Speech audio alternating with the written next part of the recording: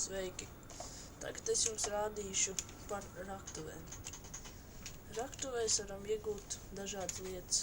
Akmeni galvenokārt un arī visādas citas noderīgas lietiņas, piemēram, ogles, metāli, dimantus un vēl visādas mātītes. Raktuvus jātaisa ir uz leju. Man labāk patīk tādas raktuvas, kas iet kā trepīts uz leju. Jo tuvāk esam pašai apakšai, jo labāks mantīts visāds varam atrast. Raktuvēs ieteicams ņemt līdz lāpus, jo tur ir visādi zombiji, vēl vis kaut kas. Un reizēm mums jau pirmais atradums, tās ir ogles. Ļoti noderīgas priekš lāpām, tieši to, ko es pirmīt pieminēju. Un arī, lai krāsnī kaut ko izdedzinātu.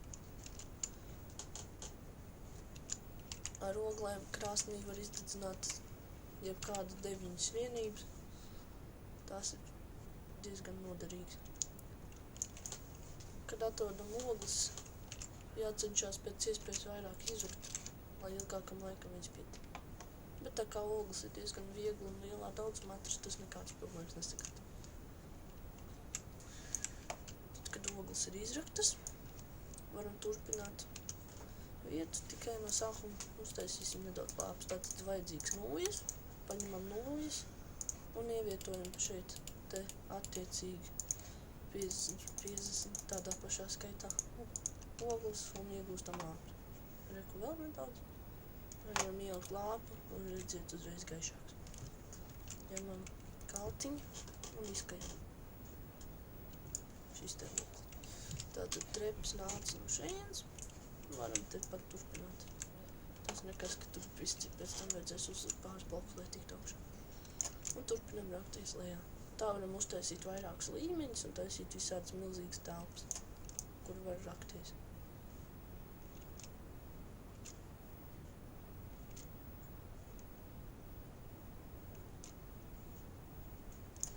Ik pa laikam varam ielikt lāpu. Un rekur atkal ogles. Tad, kad ejam raktuvēs, obligāti jāpaņem ēdamais līdzi, jo raktuvēs citreiz arī zombiji parādās, tad viņus vajag nosist. Tikai nedrīkst pilnībā uz leju rakties, jo citreiz var gadīties, ka apakšā ir lava un varam iekrist lavā, pazaudēt visas mantīti. Bet, parasti jābūt uzmanīgam. Un atkal izrokam visas ogles. Tad jau mums ir jau 30. Uz savu šitās visas saraksim būs diezgan daudz. Plus vēl varam arī uztaisīt vietas, kur mēs akmeni ņemam.